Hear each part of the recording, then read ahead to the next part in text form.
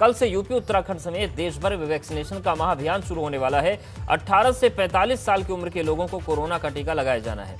लेकिन खबर है कि यूपी समेत कई राज्यों में इस महाअभियान पर संकट के बादल छाए हैं, क्योंकि यूपी सरकार को अभी 1 करोड़ वैक्सीन की डोज नहीं मिल पाई है, जिसके लिए केंद्रीय स्वास्थ्य मंत्री डॉक्टर हर्षवर्धन को पत्र लिखकर अनुमति मांगी गई है।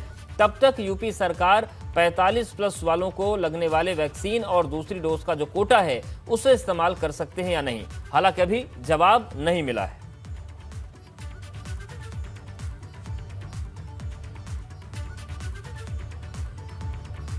तो वैक्सीनेशन को लेकर महाअभियान चलना है कल से, लेकिन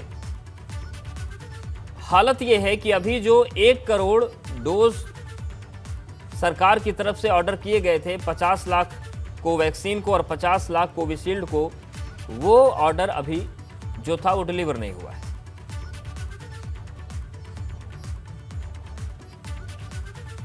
तो वैक्सीनेशन का ड्राइव कैसे चल पाएगा, ये महत्वपूर्ण सवाल है। शैलेश लगातार हमारे साथ लखनऊ से बने हुए हैं, नितिन आगरा से बने हैं, रवि कैथुरा हमारे साथ जुड़ गए हैं देहरादून से।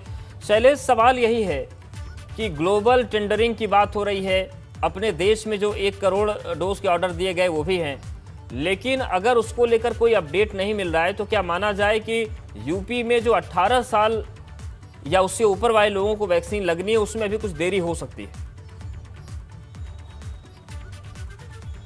अब देखिए, एक संशय की स्थिति जरूर अभी तक बनी हुई है, क्योंकि अगर हम उत्तर प्रदेश में कुल जनसंख्या की बात करें जो इस दायरे में आती है 18 से 44 साल, तो लगभग 9 करोड़ इनकी संख्या है। इसमें से 2 चीज़ें जो हम शुरुआती दौर में देखते हैं, पहली ये कि उत्तर प्रदेश सरकार ने कोवैक्सीन और कोविशील्ड इन दोनों के लिए, यानी भारत बायोटेक को और जो दूसरी कंपनी है सीरम इंस्टीट्यूट, उनको 50-50 लाख डोज का ऑर्डर दिया था, यानी 1 करोड़ डोज से शुरुआत थी। लेकिन अभी तक कल रात तक की अगर स्थिति की बात करें, फिलहाल वो नहीं आई है। कि इसके अलावा अगर हम बात करते हैं 4 करोड़ डोज के लिए पहले चरण में ग्लोबल टेंडर होना है, जिसमें लगभग 10 दिन का वक्त लगेगा। अब एक विकल्प बचता है, अगर वैक्सीन नहीं आती है तो सरकार के सामने एक विकल्प होगा कि जो वैक्सीन 45 साल या इससे ऊपर के लोगों के लिए है, यानी जो वैक्सीनेशन अभियान चल रहा है उसमें से वैक्सीन का इस्तेमाल किया जाए।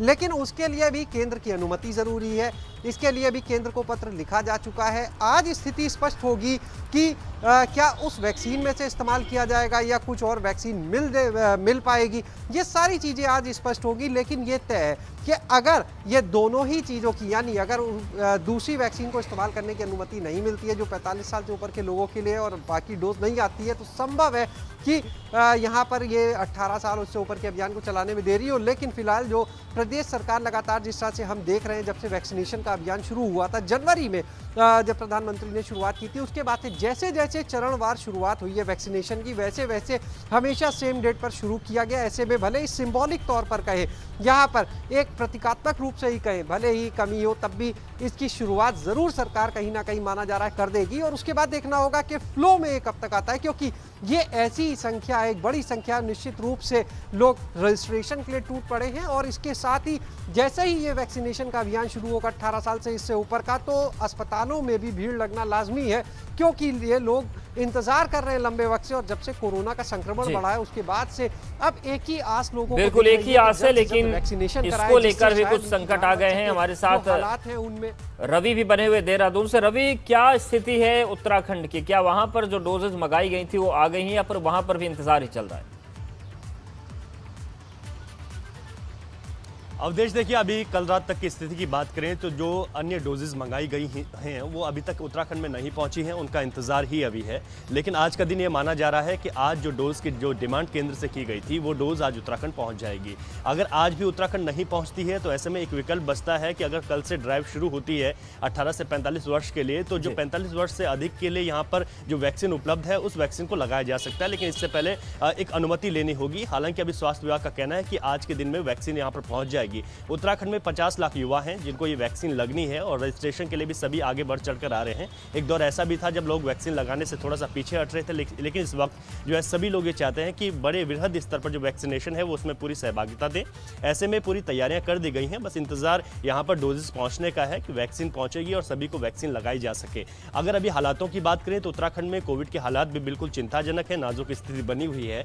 ऐसे में शहरी क्षेत्रों में कर्फ्यू है और वैक्सीनेशन भी होना है, तो इस पर भी बहुत बहुत खास एहतियात और बहुत खास जिम्मेदारी के साथ इस पूरी ड्राइव को चलाना होगा।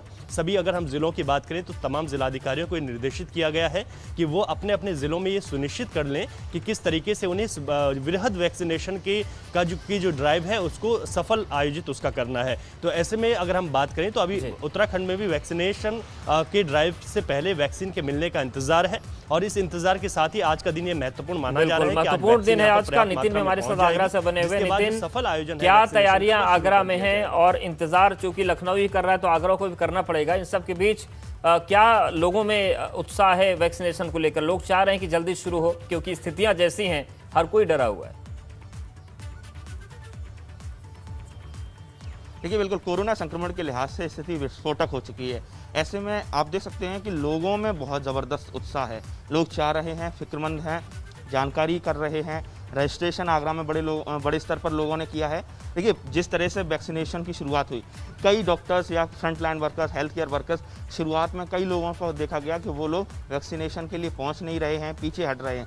लेकिन जिस तरह से कोरोना महामारी का दूसरी लहर आई है, बड़ी संख्या पर मौतें हुई हैं, तो लोग इसको लेकर इस बात को गंभीरता को समझ रहे हैं कि टीकाकरण कितना ज़्यादा ज़रूरी है। और यही वजह है कि वैक्सीनेशन को लेकर लोगों ने बड़े स्तर पर इसके लिए रजिस्ट्रेशन कराया है।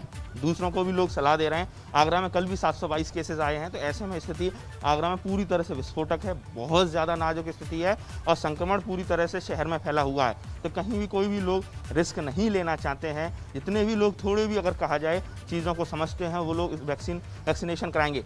रही बात प्रशासनिक तैयारियों की, स्वास्थ्य विभाग पूरी तरह से जुटा हुआ है। आज भी एक बड़ी मीटिंग कल के वैक्सीनेशन अभियान को लेकर है। CMO RC पांडे ने इसको लेकर पूरी तरह से सबको अपनी जिम्मेदारियां बांट दी हैं। जिला प्रतिरक्षण अधिकारी संजीव वर्मन अपने स्तर पर इसको देख रहे हैं और आज दिन में स्पष्ट हो जाएगा कि इस पूरे 18 से जो 45 के बीच का जो एज ग्रुप है उसके लिए कितनी वैक्सीन आई है, कितना आगरा को उसको लेकर वो मिल रहा है। और आगरा में ही पूरे मंडल का जिला औषधि केंद्र बनाया गया है जहां इन वैक्सीन का भंडारण किया जाता है, फिर वो चारों बाकी अन्य 3 जिलों में उसको भी डिस्ट्रीब्यूशन होता है।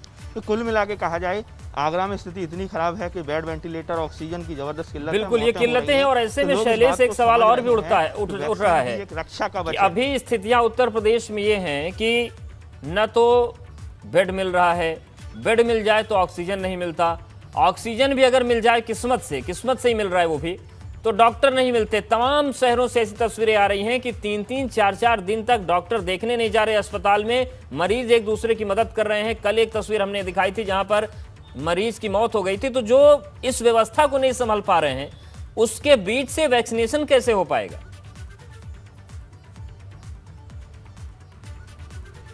अवधेश, इन सब चीज़ों से पहले एक और चीज़ है जो मिलना बड़ा मुश्किल है और वो है हेल्पलाइन पर फ़ोन।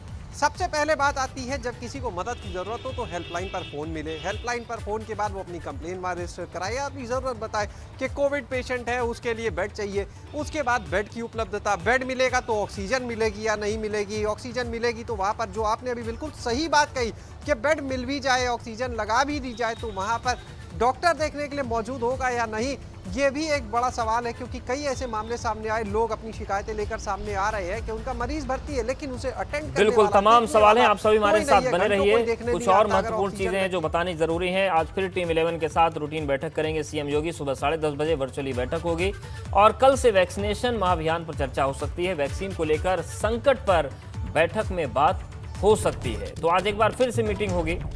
रोज सुबह 10:30 बजे मुख्यमंत्री योगी आदित्यनाथ बैठक करते हैं। वर्चुअली बैठक हो रही है और इस बैठक में ये जानने की कोशिश की जाती है कि जो निर्देश दिए गए हैं उन निर्देशों का कितना पालन हो पा रहा है और जो रणनीतियां आगे की हैं वो क्या हो सकती हैं, इस पर भी बातचीत होती है। शैलेश हमारे साथ लगातार बने हुए हैं, नितिन और रवि भी उनके पास जाएंगे। शैलेश, ये जो बैठक है आज की, क्या महत्वपूर्ण मसले हो सकते हैं? क्योंकि बैठक तो रोज हो रही है लेकिन आउटकम जो निकल कर आ रहा है वो सबके सामने। अवधेश, देखिए आज की बैठक में एक बार फिर से मुख्यमंत्री जो है अस्पतालों में बेड, जो ऑक्सीजन की उपलब्धता है वो, इस पर तो बात करेंगे, वेंटिलेटर पर बात करेंगे। अभी मुख्यमंत्री ने 33,000 बेड बढ़ाने के निर्देश दिए हैं चिकित्सा शिक्षा विभाग और स्वास्थ्य विभाग को, उसकी समीक्षा करेंगे क्या स्थिति चल रही। लेकिन इसके साथ जो आज चर्चा में अहम बिंदु होगा वो होगा 1 मई से शुरू होने वाला वैक्सीनेशन ड्राइव। 18 साल और उससे ऊपर के जो लोग हैं उनको जो वैक्सीनेशन शुरू होना 1 मई से, उसकी स्थिति पर भी मुख्यमंत्री आज बात करेंगे कि वैक्सीन की क्या स्थिति है, क्योंकि वैक्सीनेशन ड्राइव के लिए कल रात तक की अगर बात करें तो वैक्सीन की व्यवस्था नहीं हो पाई थी अलग से इस उम्र के लोगों के लिए। तो निश्चित रूप से मुख्यमंत्री आज इस पर भी चर्चा करेंगे। जो ऑर्डर दिए गए हैं 2 कंपनियों को 50-50 लाख वैक्सीन के, उनकी स्थिति क्या है इस पर बात करेंगे। और देखना होगा, लगातार देखिए सरकार इसको लेकर प्रयास में लगी है, किसी भी तरह से वैक्सीन मिल जाए, समय से अभियान शुरू हो, ज़्यादा से ज़्यादा लोगों को वैक्सीनेशन किया जा सके, जिससे इस कोरोना महामारी में एक तरफ देखिए जहां संसाधन बढ़ाए जा रहे हैं तो वहीं दूसरी ओर लोगों को बचाने के लिए उनकी इम्यूनिटी बढ़ाना, यानी उनके अंदर एंटीबॉडी डेवलप करना ज़रूरी है और इसके लिए ज़रूरी है वैक्सीनेशन। तो उस दिशा में आज देखते हैं क्या निकल कर चीज़ें सामने आती है। ग्लोबल टेंडर को लेकर जिस तरह से कहा गया 10 दिन में प्रक्रिया होनी है, उस पर भी मुख्यमंत्री चर्चा कर सकते हैं कि अभी तक की क्या स्थिति है, उनके निर्देश देने के बाद कहाँ तक गाड़ी जो है वो पहुंची है, फिलहाल इस टेंडर की प्रक्रिया को लेकर क्या स्टेटस है, इस पर भी बात करेंगे। और निश्चित रूप से देखिए अभी जब कल बात हुई तो 3 दिन का प्रदेश में लॉकडाउन, बिल्कुल 3 दिन का प्रदेश में लॉकडाउन भी लगाया गया। इन सबके बीच तमाम प्रक्रियाओं पर बातचीत चल भी रही है। तो वहीं यूपी में बढ़ते कोरोना संक्रमण के मद्देनजर अब वीकेंड लॉकडाउन में 1 दिन का इजाफा किया गया है और योगी सरकार के नए आदेश के अनुसार आज रात 8 बजे से मंगलवार सुबह 7 बजे तक यूपी के हर जिले में लॉकडाउन लगाया जाएगा। इससे पहले यूपी में 1 दिन के लॉकडाउन को बढ़ाकर 2 दिन का किया गया था। इसके बाद अब इसमें एक और दिन की वृद्धि कर दी गई है। पिछले 4 दिन में यूपी में कोरोना संक्रमण के केस में गिरावट देखने को मिली है।